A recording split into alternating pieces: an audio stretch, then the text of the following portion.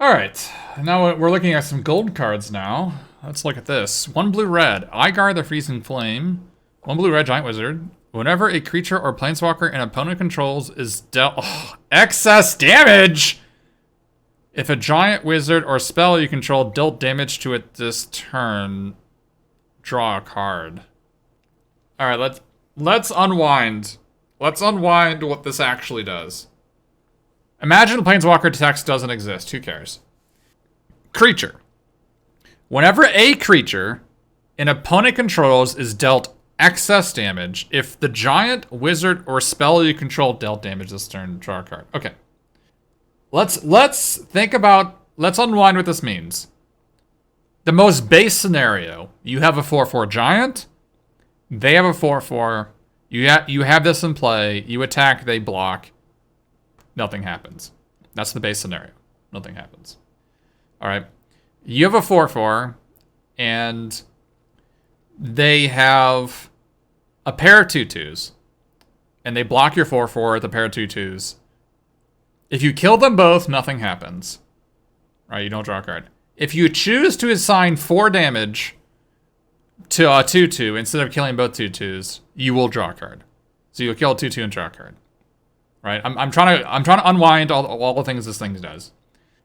If you have a 4/4, you attack, they block with a 3/3. I don't know why they did. Assuming they did. Their creature dies, you draw a card. I don't know how that happened. 4/4 and a 4/3. There you go. 4/4 and a 4/3, you would draw a card. Okay. So this is weird to me. What happens with trample? If your creature had trample, you would not draw a card unless you chose to do less trample damage. And chose to assign some trample damage, some excess damage to the creature. So you have a 7/6 trample giant, and they block with a 1/1, and you choose to do 6 to their face. You do not draw a card. All right. Yeah, the double giant will just always draw a card. Okay. So now that we've unwound a lot of what's going on here, this is a lot less special than it seems on the creature side. However, the big part is the spell, right? So your opponent has a 3/3, you choose to Demon Bolt it deals 4 damage, you draw a card. Right? I didn't unwind the other part. You are correct. You have a 2/2 Berserker. And your opponent has a 3/3. And you attack. And they block. And then post-combat, you do 2 damage to the 3/3. You draw a card. However, if you have a 2/2 and they have a 3/3, and you shock, and then combat damage resolves, you do not draw a card. Okay? So, your source... Oh, no, you do draw a card. Wait. No, you would draw a card. No, you would draw a card. Okay. The excess damage doesn't have to be the giant wizard or spell. You just have to have dealt damage that turn. Okay, got it. Got it. Okay. So one thing this doesn't work with is it doesn't work with minus X. It doesn't work with exile target creature, right? Because the spell has to deal damage. So it doesn't work with that. If you split it between a spell... Okay, so you have a 2/2 wizard and a 2/2 and a shock. You attack with your 2/2 wizard, they block with their 3/3, you shock it. You do not draw 2 cards, you draw 1 card. It does work with Death Touch, right? Because every damage beyond the first is excess, right? I think it does. No, you don't draw 2 cards, you only draw 1. This can never draw you 2 cards. If you have a 2/2, and if you have a 2/2 giant, or you have a 2/2 wizard and a 2/2 berserker, right? You have a 2/2 coward and a 2/2 wizard, right? And they attack with a 3/3 and you double block it, you draw a card. Okay.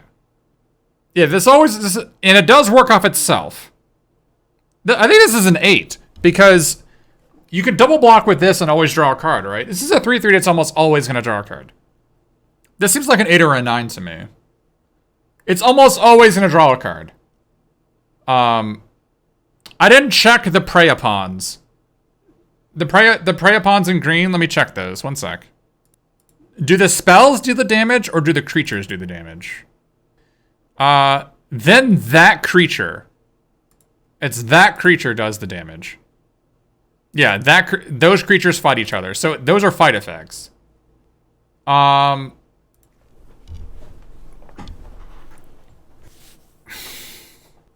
Yeah, so adventures, yeah. If you somehow have a 2-power death-touching giant wizard, then it'll always draw a card. Yeah. This seems like an 8 or a 9. There's like no way, this is so hard for it to not draw a card. If your opponent attacks with a 3/2 and you block with this, you draw a card. Yeah. You only ever draw 1 card per creature that dies. This is also a legend, which I didn't even see. There's some things that key off legends in this set, too. This seems like a 9. It's either an 8 or a 9, right? Maybe it's an 8. But I think it's actually closer to a 9. Alright. Arnie slays the troll. Red-green. Target creature you control fights up to 1 target creature you don't control. Okay. So, prey upon. Add red, and put 2 counters on up to 1 target creature you control. Okay. That's weird. You gain life equal to the greatest power among creatures you control. Okay. Let's unwind this a bit. You probably play this on turn 3 or turn 4, right? You play a 3/3 on turn 3. Your opponent plays a 3/3 on turn, or 3/2 on turn 3. That's not good, because if you fight, then your guy will die. You don't want that. Alright. So when are you going to play this? Turn 5? You're going to play this on turn 5, right? You can play this on turn 4 if your opponent plays a 2/2. But the likely scenario is you play this on turn 5, right? And you get 2 counters and a red on the next turn that lets you potentially play 2 or 3 spells or use a boost or whatever. So like you play your 4/4 on turn 4, turn 5 you fight their 3/3. And then your 4/4 or your 3/3 turns into a 5/5, and then you like gain between 4 and 6 life. So, ideal scenario, it's fight, 2 counters, gain 5 life, gain 6 life. Reality makes me think that this is probably worse than the Hunt the Week. The common Hunt the Week, the 3 and a green that has Foretell for 1 green. This card seems worse than that. It's sorcery speed. It's a 2-cost prey upon. It's 2 mana. It's either a 7 or an 8. Let's make it a 7. You're always going to play it if you're red-green, but you wouldn't splash for it. Yeah, but the Hunt the Week puts the counter on it on the fighting. So you're like your 3/3 can kill their 3/2 and live, right? You get a 4/4, then you attack, right? That's not what this card does. No, Demadria, you can only draw 1 card per... This can never draw you 2 cards. It's 1 card per creature that dies. Alright, moving on. Ascent of the Worthy. This card is just medium. It's not, like, amazing or anything. This reminds me of the Tuna Red. There was a 3-mana card that did this, right? Saga in one of the previous sets. It was, like... +3/+3, or it's like +3/+0, +3/+0, and then fight. Is that what it did? And that card was unplayable. There was like a 3-cost red Saga, right? And that card was just wildly unplayable. This card's better than that. But it's a lot of room to be better than that and not be good. Alright, Ascent of the Worthy. Choose a creature you control. Yeah, Triumph of Anax. Yeah. Choose a creature you control until your next turn. All damage that would be dealt to creatures you control is dealt to that creature instead. Yeah, Triumph of Anax was unplayable. Return target creature card from your graveyard to the battlefield with the flying counter on it. It's an Angel Warrior. No, right? No. I mean, this is a Zombify, right? Is it? But it's like a Zombify with downside. It's like a delayed Zombify that like might backfire. I'm off it. I don't think I want it. Yeah, it doesn't fog your opponent. If it fogged your opponent, it would be good. If it pariahed, it does not... You're thinking of pariah, right? If it pariahed, I'd be all about it. This does not pariah. Yeah, I'm off it. Destroy target non-land permanent. Okay. I'm sold. At least an 8. What do we got? Oops. Search your library for a forest card, put on the battlefield tapped. Creatures you control gain dot touch. Okay, well, the third one's whatever. But 4 mana, destroy a non-land permanent, and then get a forest the next turn. Yeah. It's an 8. It's better than... It's like the best... It's one of the best turn mates you could have. They actually already printed this card. It was called Death Bloom or something. Death Sprout. It was a 1 black green instant. Right? They like already printed this card. But... I guess that didn't hit planeswalkers, right? Maybe that only hit creatures. This hits non-land permanents. Maybe this is better. But... Well, it's not splashable, is it, Lever Number? Because, like, if you're a blue-black splashing with this, I don't know if you would splash for this. I mean, maybe you would. I don't know.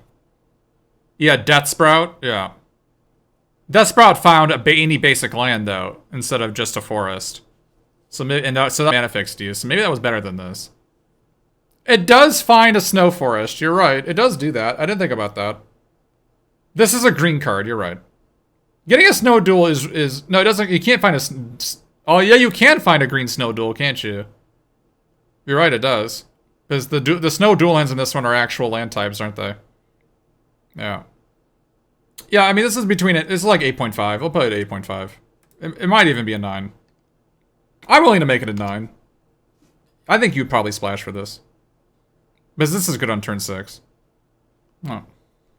Foil the Imposter. Put a counter on up to 1 creature. Exile a creature with the greatest power among creatures target opponent controls? Well, this card is great. What? Okay, yeah. I don't know what... This could have just been a mono-white card, though, right? Like, I don't know why it's green. Oh, it bypasses hexproof if their hexproof creature is the biggest one. Yeah, sure. Yeah, but this could have just been a mono-white card. I don't know why it's green or why it's gold. I guess the reason why it's like a playable card is the green makes it a playable Magic card. If it was white, it would cost 5 or something. Do you splash for this? I don't think so. You wouldn't. I don't think you splash for this, but it's a solid 8 if you're green and white already. This is not good on turn 6. It's just like on turn it. If the third part was the first part, this would be good on turn 6. But it's not. So. All right, Fergia, Judge of Valor. 5 mana, 2/4 flying lifelink. Whenever you cast your second spell each turn, look at the top 3 cards of your library. Put one of them into your hand. Okay. You would splash white for this. Oh. Oh no. Put one of them into your hand and the rest into your graveyard. That's a lot of deck damage. Oh no. It's mandatory too. That's a lot of deck damage. How many times will you trigger it? How many times can you trigger it? Like imagine you play this on turn 6, right? Like 6 drop, you play this and a 1 drop to trigger it immediately. So you draw on 7 and you draw 5, so let's say you drew 6. So you're 13 cards, there's 27 cards in your deck. You play this, you're down to 24 cards. Untap, draw a card, you're at 23 cards. Well, the thing is, yeah, this will always draw a spell, so you're gonna be able to trigger it for the rest of the game. But you go 4 cards deep, right? And so you have essentially 5 turns to win. Can you win 5 turns after you play this card? 4 turns after you win this card? After you play this card? I think you can. I think this actually checks all the boxes. This one pays a ton of rent because it has lifelink. And it draws you cards even when it doesn't attack. This thing pays rent. It doesn't pay it very often. But you can afford to do it 3 times.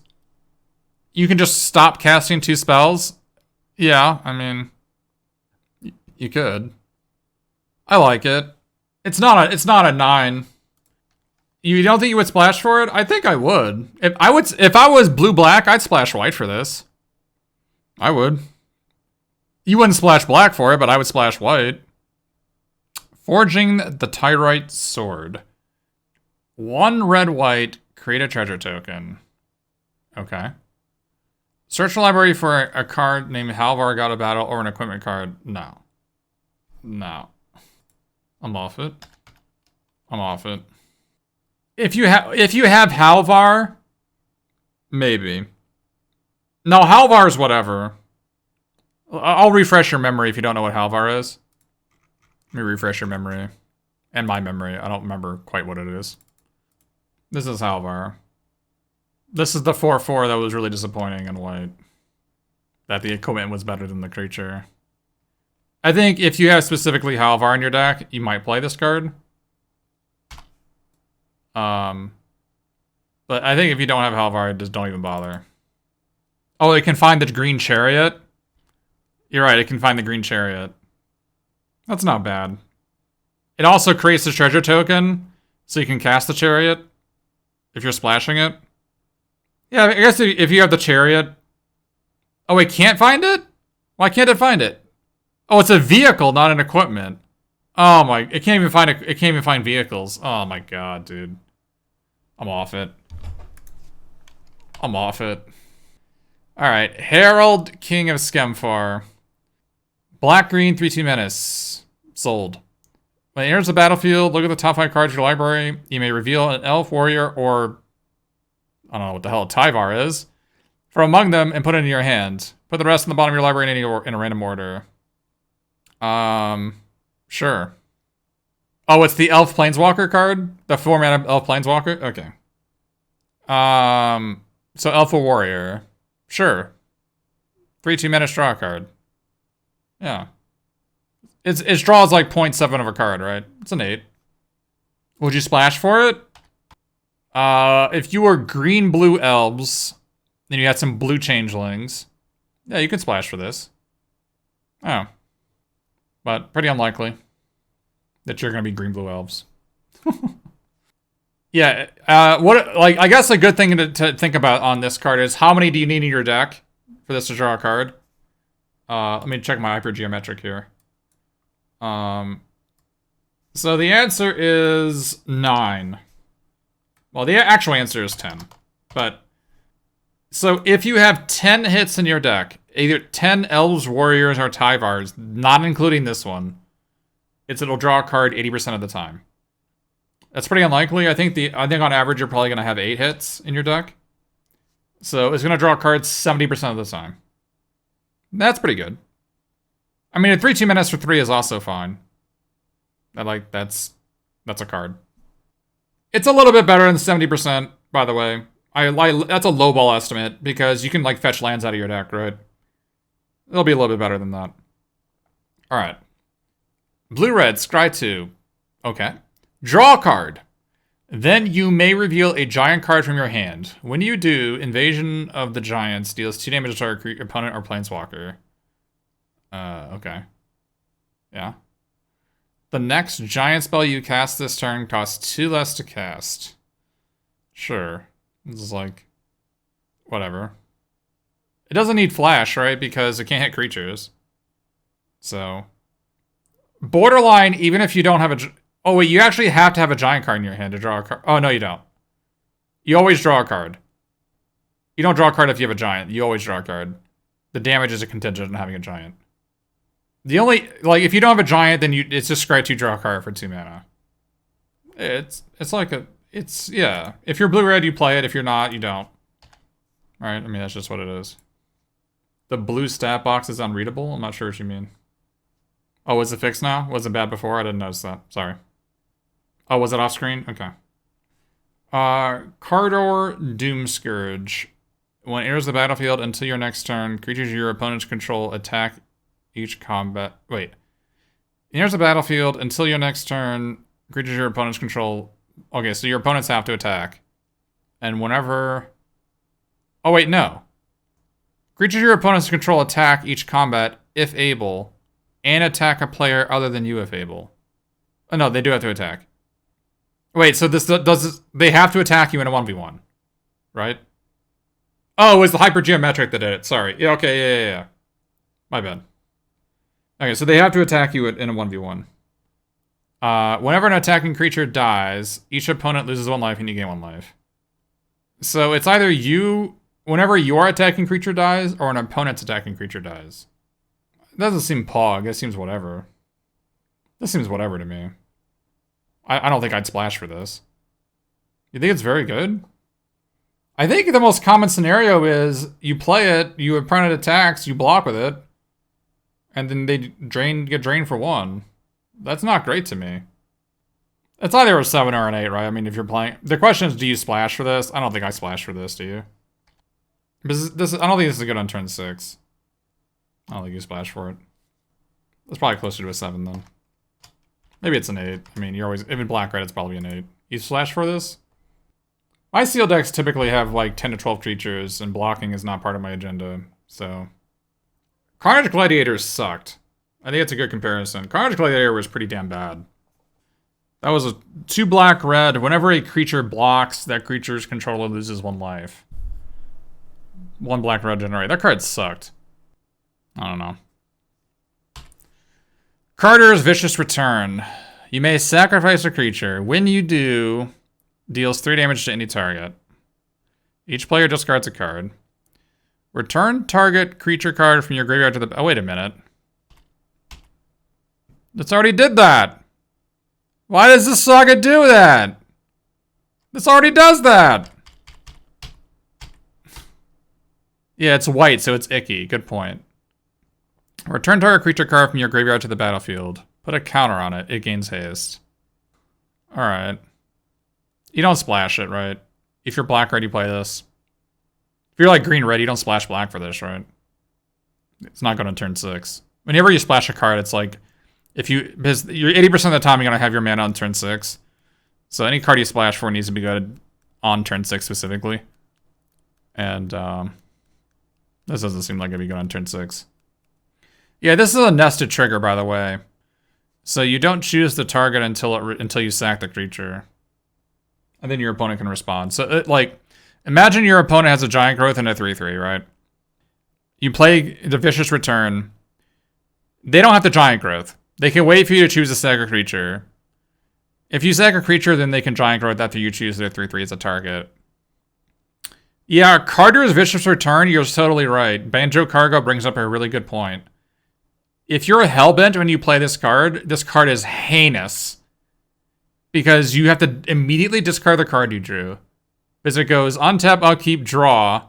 Main phase 1, this happens, and you don't have time to play a land or play a card. Holy goodness gracious, this can backfire.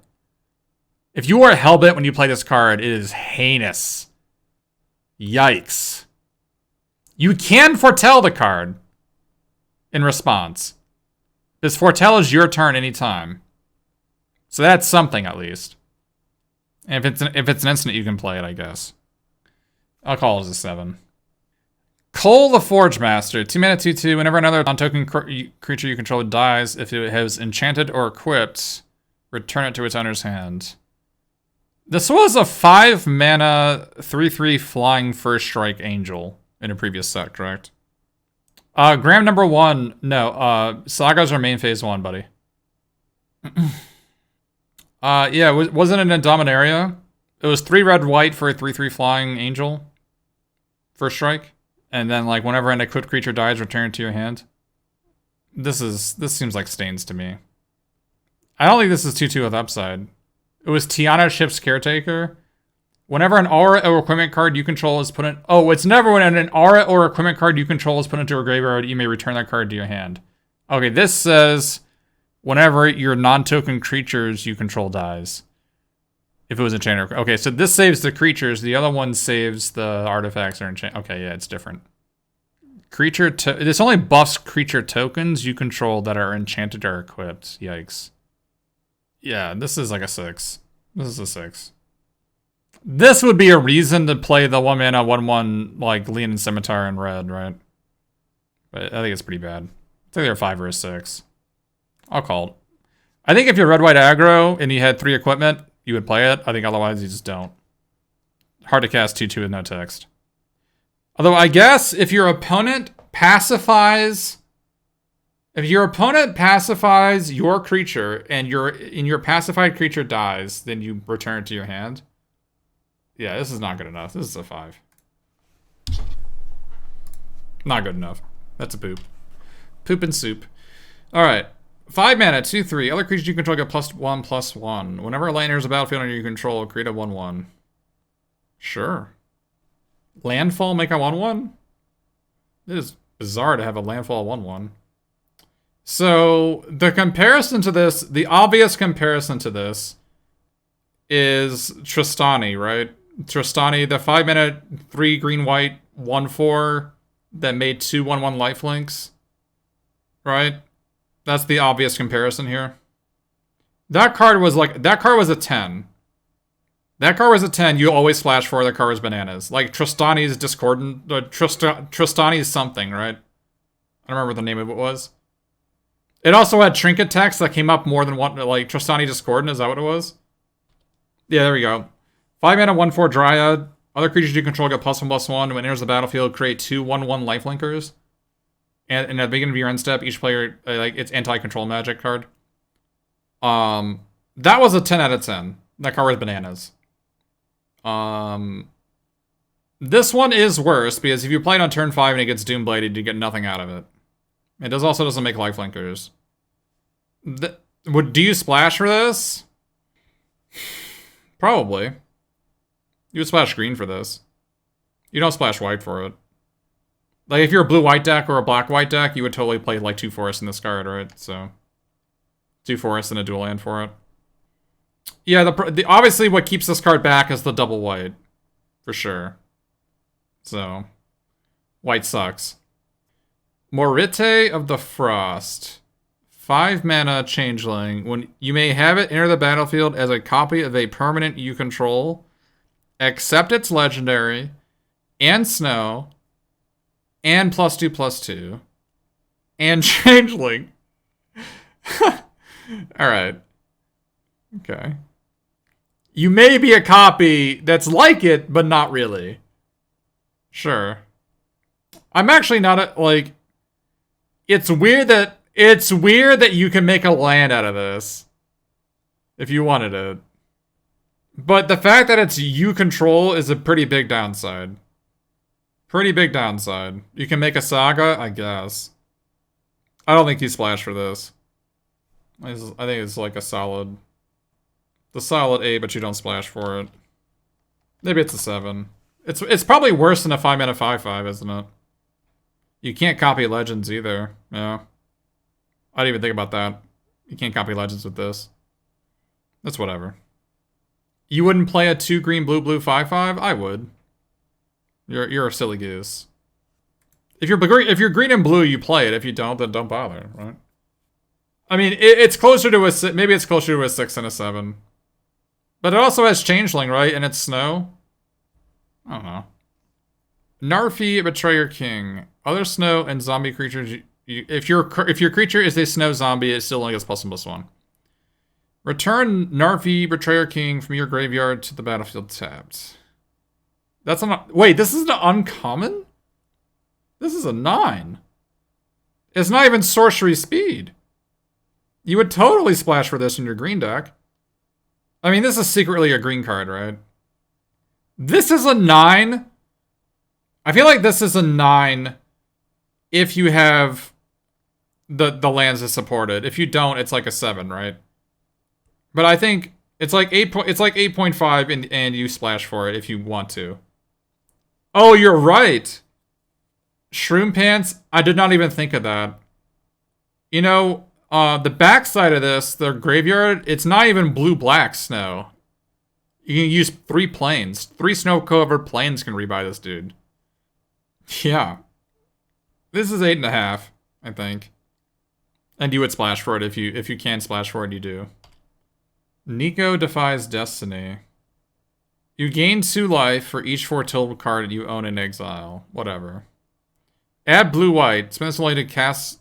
to foretell cards or cast spells that have foretell. Return target card with foretell from your graveyard to your hand. I'm thinking it is off this. I don't even know what turn you're supposed to play this. I'm just off it. Yeah. You can foretell on your turn as an instant. Alright? I mean, it's better than an instant, right? It's super better instant. Okay. 3 mana 2/4, 3 mana tap, create a colorless snow artifact. named Icy Manolith. That's pretty funny. So Manolith is a 3-colorless artifact that taps to add a mana of any color. This one makes Icy Manolith. Alright. Why is it a troll warrior, by the way? In what universe is... I'm sitting here contemplating life, creating ice sculptures. I am a troll warrior. What's up with that? Alright. Look at the top 4 cards of your library. You may cast a spell from among them without paying its mana cost. Alright. Yeah, this card's great. Do you splash for it? Probably. This is not a 10, because it gets answered by Doomblade. You can't be a 10 if you get answered by Doomblade. That's a 9. Alright. You splash for it. Let's go on turn 6, because next turn you can probably activate it, right? So, or come close to it. Mill 3 cards. Return up to 2 target snow permanent cards from your graveyard to your hand.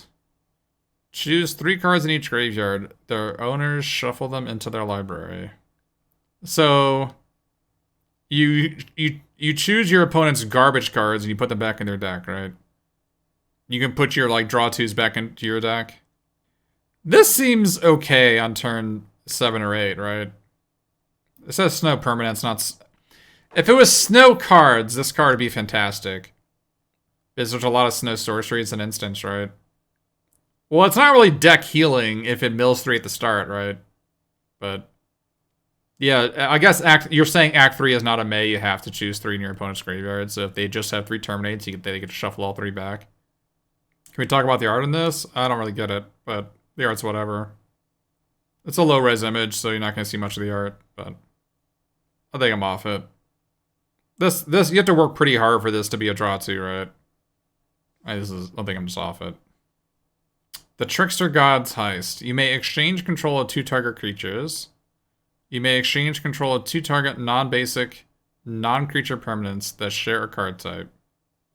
Alright, so you get to have my 2/2 and I take your 4/4. And then what? I don't know what number 2 does. You may exchange control of 2 target non-basic, non-creature permanents.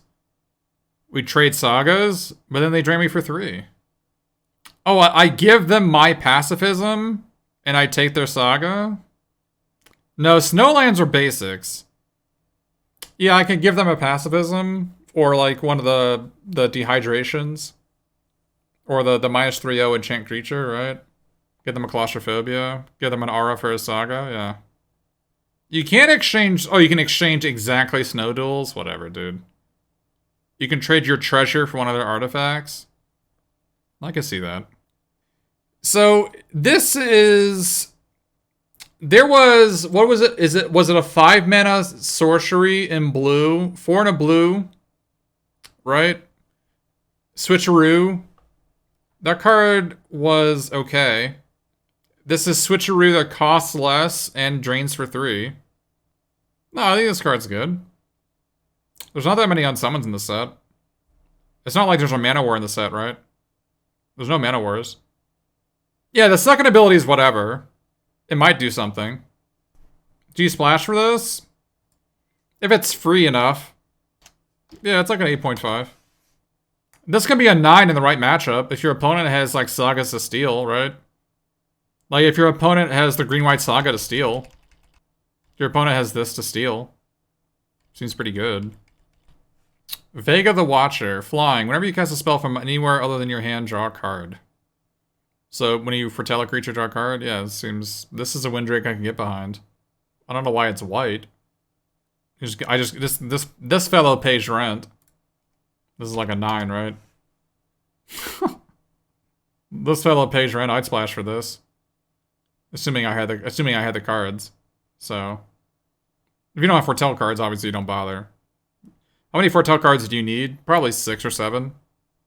Because the thing is, when you draw cards, you draw more foretell cards, right? And plus, if you have foretell cards already foretelled, then on turn 5 you can just play this and the foretell card and draw a card immediately, right? So, this seems pretty awesome. You wouldn't splash for it if you had 3, but you would splash for it if you had like 6 or 7, right? If you're already blue-white, you're already going to play it. So, the question is whether you splash for it. You would splash, like, in the deck where it's good, it's almost a 10. But if it's like a medium minus blue-white deck, it's got like a 7.5 or an 8, right? It's like a 2/2 draw card. If your deck is bad. Alright. Let's look at these. Create a 1/1 white warrior, human warrior. Create a 1/1 green elf warrior. Choose any number of artifact tokens and or creature tokens you control with different names. For each of them, create a token. So this is like make 4 1/1s for 3. You can also copy your treasures. Sure. I mean, 1 red, make 3 goblins was pretty good. And this is not as good as that. But it's close. Hordling Outburst, yeah. That's close. And you can have other tokens, right, to make it even more. It could be make 6 tokens. I guess 4 tokens or 5 tokens, I guess. You can end up making 5 tokens instead of 4, but it's not something you would splash, for sure. It's not good on turn 6. Battle of Frost and Fire. Deals 4 damage to target each... Wait, deals 4 damage to each non-giant creature and each planeswalker. Okay, so it's like a Wrath. Scry 3. And whenever you cast a spell, like Arena costs 5 or greater this turn, draw 2 cards and discard a card. Sure. I'd splash for this. It could backfire, I guess, if your opponent's a giant deck. But I'd probably splash for this. This is like a 9. Yeah. Wrath, Scry 3, draw 2, discard 1. Sure. Reminds me of like Hydro Sizzle. Or it was like a 3 blue-red, draw 2, discard a spell, deal 4, right? Reminds me of that by a lot. Hypothesizzle? Yeah, reminds me of that by... And that card was great. Yeah, that card was great. Cool. The Bears of Lajara. Create a 2/2 shapeshifter with Changeling. Any number of target shapeshifters you control become 4/4s. Choose up to 1 target creature or planeswalker. Each creature with power 4 or greater you control deals damage. Okay. Sure. Well, I'm glad we have sagas instead of planeswalkers. Sagas are so much more fun than planeswalkers. Yeah, I mean, this is Affectionate Indrik, but better, right? Affectionate Indrik was 5 and a green 4/4 fight, and you splash for that one all the time. Although, I mean, it's not better because it takes 2 turns for this to work. I don't know if you would splash for this, but it's obviously fine. It's like an 8. It's like a 9 if you've got changelings in your deck. I mean, there's like a 2-mana 1/1 changeling, right? So there's like a 2-mana 1/1 changeling and 2-mana 1/3 changeling. So like if you have other changelings, this card is obviously bananas. The Bloodsky Massacre. Create a 2/3 with Menace. Okay. Whenever Berserker attacks this turn, you draw a card and you lose a life. Sure. So you make a 2/3 draw card. Add red for each Berserker you control until end of turn. Sure. So 1 black-red, 2/3 draw card. Don't splash for it. If you're already black-red, it's an 8, right? So, yep. Yeah, it gets really crazy if I'm more Berserkers. Sure. Create a 4/4 4-mana. Create a 4/4 white angel warrior creature token with flying and vigilance. Okay. Sarah Angel will cost 4. Until end of turn, angels you control gain tap. Destroy a target creature with power less than this creature's power. Okay. So your Sarah Angel that you paid 4 for is now a Necrotal. And then creatures you control gain double strike. Oh, and your creature has vigilance, and flying, so you hit them for 4, and then you tap in your second main phase or something, right? Yeah, this card's obviously stupid. It's a 9. This is a 9, and you splash for it. It might even be a 10. It could be a 10. In the right deck, this could totally be a 10. Because Doomblade doesn't necessarily answer this. I mean, you can have other angels, you can have changelings, you can have other angels, you can actually rebuy this enchantment, right? Like, there are ways to take advantage of this. There's a 4/4 white common. There's a 4/4 white common that rebuys this, by the way. To let you know. 4 to white, 4/4 common. GG, no re. Herald unites the elves. Mill 3 cards. You may put an elf or Tivar card from your graveyard onto the onto the battlefield. Put a counter each elf you control.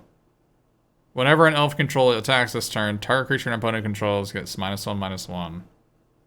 There's so many cards that put creatures from the graveyard on the battlefield. There's actually so many sagas that do it. It's crazy. Yeah, it's really good with that elf, the 4-mana 3/2 that makes a 1/1 elf. It's good with that. You don't splash for this. You can put changelings into play, obviously. I don't think you splash for this, though. Maybe you do. I don't think you do, though. It could be okay on turn 6 if you have a changeling to rebuy, but... Your 5-mana 5/5 is an elf. The Colossepe in the set is an elf. It's something. Immershrum Predator, flying. When it becomes tapped, exile up to 1 target card from a graveyard. Okay. Sacrifice another creature. It gains indestructible to turn tap it. This is whatever, right? This is not Falconwrath Aristocrat. Yeah, it's indie card type and indie graveyard. No, the original Vampire Dragon ran this thing over, dude. Are you kidding? There was literally a card called Vampire Dragon that just ran this the hell over. Let me enlighten you. The OG Vampiric Dragon. 8-mana 5/5 flyer. Whenever a creature dealt damage by a Vampiric Dragon this turn dies, put a counter on this. And then 1 in a red, deal 1 damage to target creature. That thing ran this over. Alright, let's not compare these. Whenever it becomes tapped, exile up to 1 target creature card from a graveyard. Okay. But okay, so first of all, wait. If there are no cards in graveyards, does this get a counter? It does, right? Because it says up to 1. You can just, like, up to 0, wherever, and still put a counter on it? Okay. It always gets the counter. You may choose to exile a card if you want, which is weird. But, so you never actually have to, you don't have to remove the creature you sacrificed. Do you splash for this? It's good on turn 6, right? Grows every turn. It doesn't die to Doomblade a lot of the time, I guess. It passes a lot, it checks a lot of boxes. It's like an 8.5, right? You probably do splash for this. It's good on turn, it might be a 9. It's not as good as Falconwrath Aristocrat, because Falconwrath Aristocrat was a 4/1 haste that you can sack a creature to make it indestructible. And if he wouldn't put a counter on this. That card was way better than this. But there is room for to be worse than Falconwrath Aristocrat and still be a good Magic card. Yeah. This is probably a 9. You probably can splash for this. Kingdom Reef's Narfi's Betrayal. Each player mills 4 cards. Then you may exile a creature or planeswalker from each card. Okay, whatever.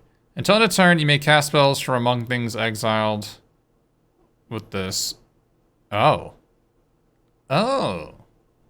Wait, you can cast spells. Okay. So what's going to happen? You're going to play this on turn 5 or turn 6, right? And then next turn... Oh, it exiles creature or planeswalkers. Got it. Okay, this is way worse than I thought. I thought you could just take terminates. That's not what this does. No, I don't like it. You have to work pretty hard for this to be better than divination. Yeah, it's 2 spells, but you're locked into having to cast them or lose them. I'm not sure this is better than divination. I think this is worse than the draw 2, scry 2. Or scry 2, draw 2. I think this is worse than that. I mean, if you're blue and black, you play. You don't splash for this. The Raven's Warning. Create a 1/1 blue blurred... Okay. 1/1 flyer, gain 2. Whenever one or more creatures you control with flying deal combat damage to a player this turn, look at that player's hand and draw a card. That is weird. You may put a card you own from outside the game on top of your library. I don't like it. This card seems bad. You don't reveal it. You don't need to. But, like, any good card you want is going to be... Any good card you want, it doesn't put it in your hand. It puts it on top of your deck. No way, dude. And in order for you to draw a card, you actually have to deal combat damage to a player. It doesn't... Yeah, it puts the card on top of your deck. It doesn't put it in your hand. I'm off it. Don't splash for it. It's a 6. It's a 5 or a 6. I don't know what working with first strike means, but... You draw 2 cards? If you have a flyer at first strike? Is there even a flyer at first strike in the set? I'm off it. Oh, the 1-mana flyers at first striker? Dude, I'm off it. Whenever a permanent an opponent controls is put into a graveyard from the battlefield, put a counter on this. Sure. At the beginning of your upkeep, if Saruf has one more counters on it, you may remove all of them. If you do, exile each other non-land permanent with current mana cost less than or equal. Okay. You play this as a 3-mana 3/3. 2 of your opponent's creatures die. It's a 5/5. You can then remove... You can choose on your upkeep to remove all of them. And then you can exile each other non-land permanent with greater mana cost less. Okay, so it exiles things. So it pernicious deeds, right? I guess it exiles them. It exiles non-land permanents with greater mana cost X or less, or X is the counters that are removed, and you have to remove all of them. And it's yours, and your opponent's. Yeah, if your opponent sacks treasures, you get counters. Yeah. No, exile each other non-land permanent with a greater mana cost, so it can never kill itself. I mean, the card's fine. So this... If you play this for 1 black-green and it has no counters on it, you cannot choose to remove 0 to exile all your opponent's treasures. But you have to remove at least 1 counter for the ability to work. Yeah, okay. Alright. Yeah, it only triggers when it has 1 more counters. Right, okay, yeah. Yeah, it specifically says that it has 1 more counters just to play around that. Sure. And it will ice your opponent's tokens, I guess, sure. With 1 counter, it'll ice all their tokens. It's a weird card. It's obviously going to be good. 3-mana 3/3 is already a good stat line. The ability is also good. Do you splash for it? Maybe. If you're like green-blue, I can see splashing for this pretty easily. Showdown of the Scalds. Exile the top 4 cards of your library until your turn. You may play those cards. Wait, what? Exile the top 4 cards of your library until the end of your next turn. You may play those cards. Whenever you cast a spell this turn, put a counter on target creature you control. There's a lot to take in here. It's so weird that... Yeah, this is Escape to the Wilds, right? Now, obviously not being able to take a land is a big deal. So this basically cost... You don't want to play this on turn 4. You want to play this on turn 5. Because you want to be able to play this... Because you're going to hit 2 spells, 2 lands a lot of the time. And you want to be able to play both your lands. If you play this on turn 4, you only have 1 turn to play your land. Right? So you're gonna brick off of one of your lands. But maybe you play it on turn 4. Maybe just the part 2 and 3 of this are just good enough. Where you play 2 spells twice, right? So this is like a draw 3, 4 counters, is what it seems like to me. Because you're gonna you still have your draw step on turns 2 and 3 for this, right?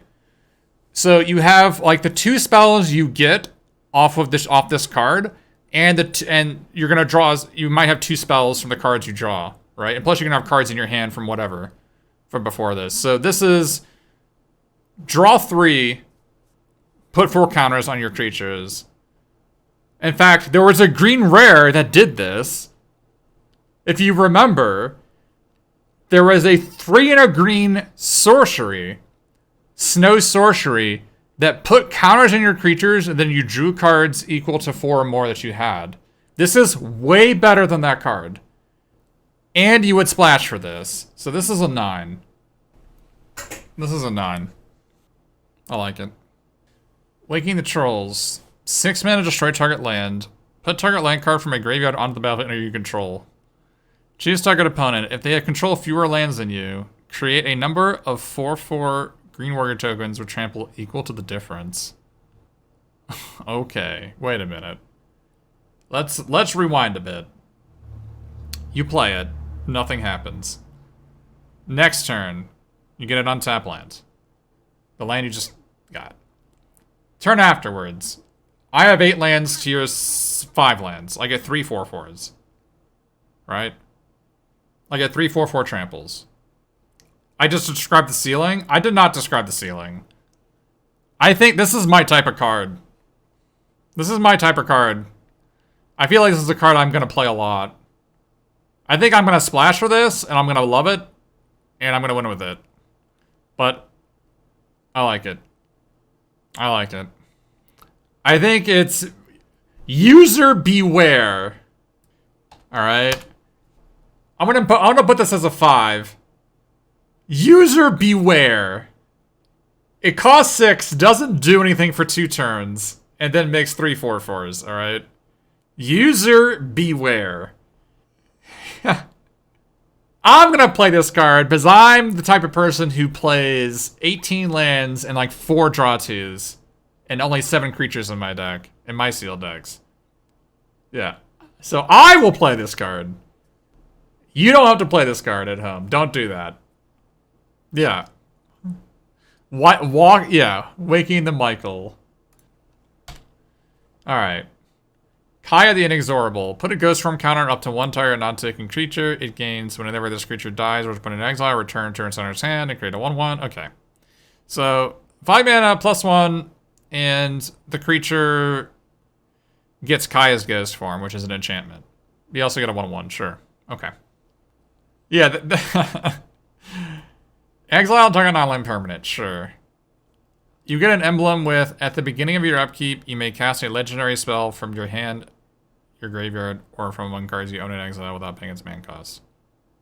Wait a minute. So the -7, so this has 7 loyalty, you minus it? Oh, it says at the beginning of your upkeep.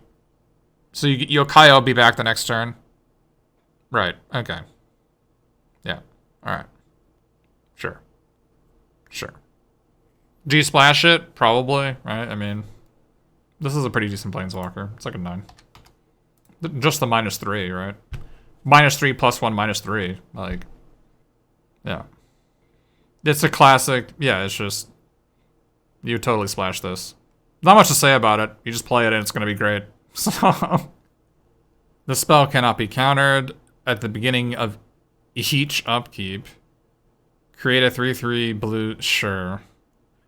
Sacrifice another serpent. Tap target permanent. Its activations cannot be activated. Sure. Whatever. Oh yeah, of course.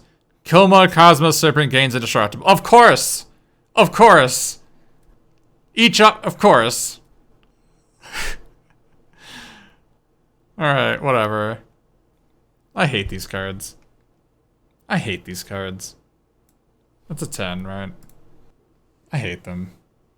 I'm just gonna my opponent's gonna play this. I'm gonna have a counter spell, and I'm gonna have a sorcery speed terminate, and I'm gonna lose. I'm gonna lose. I'm gonna lose badly. And then I'm gonna drop from the event. That's what's gonna happen. It's each upkeep. It's yours and theirs, because why not? Why would you ever want to have shields down? Why would you make a card that has ever shields down? Why? Alright. Alright. When it enters the battlefield, create X shard tokens. What? They're enchantments with 2 mana. Sacrifice this enchantment. Scry 1, draw a card. So they're strictly better clues. Okay. So a shard is a strictly better clue. It's also an enchantment. Okay. Up to 1 target creature you control can't be blocked this turn. Whenever this creature deals damage this turn, return it to its owner's hand. Wait, what? Up to 1 target creature you control can't be blocked. When that creature deals damage this turn, return it to your hand. Okay. Sure. Deals 2 damage to target. Wait, it's a white-blue card. Wait! Why is my white-blue Planeswalker dealing direct damage to creatures? Alright. 2 damage to target tapped creature for each card you draw on this turn. Sure. But they'll just never, like... if your opponent has a tapped creature, why didn't they kill this? So, I don't know about that one. Like, I feel like you would play... Basically, you pay 5 mana, 4 or 5 mana for this, and you deal 2 damage to a tapped creature that... Like, a 3-2 that hits you, right? Last turn. But you could also just play this on turn 3 and just draw 3 cards with it. This is like a 9, right? This is like a 9 or a 10. Probably a 9. Is Kaya better than this? Kaya is better than this. Maybe this is an 8. Maybe this is an 8. It's pretty good. It's worse than Kaya, though. It's an 8. Alright. So there weren't that many truly unplayable gold cards. There were like 1, 2, 3, 4, 5, 6, 7. But we did get a 10. The stupid coma. Man. Man. Man. I think these 2 cards are much worse than they seem. I'm actually really not impressed by the Rakdos cards in this set. There's these 2, and then there's the black-red one that's just like a 2-3 draw card. This thing. I'm really not impressed with the black-red ones. This one's a fine, but... This card's probably worse than I think. Maja. What do I put Maja at? 8. This card might not be an 8. This card may just be a 7, actually. Yeah, that might be a 7, actually. Maybe it's an 8. Maybe the problem is the double white. If it was double green white, obviously it'd be an 8 or a 9. But the fact that it's double white is P stinky. Well, that's gonna be it for gold. Let's go ahead and move on to colorless. Obviously, the gold cards are gold. Like in the way WotC review makes gold cards is they're better than not gold cards. I think it's kind of an outdated design philosophy. Because gold cards originally existed in a universe where dual lands were not as common as they like. A lot. If you look at some deck lists from old Pro Tours, like the Invasion block, which is like the multicolor block, right? Where gold cards were better than all the other non-gold cards. Like the winning deck had like 10 plains, 10 islands, and 4 come into play tapped blue-white dual lands, right? So it was really hard to cash your gold cards. But in today's universe, we have tri-lands with cycling and fetch lands, and it's just like gold cards are not actually harder to cast. In fact, gold cards are actually easier to cast than monocolor cards. Like a 1 colorless, 1 white, 1 blue card is easier to cast than a 1 white white or a 1 blue blue card.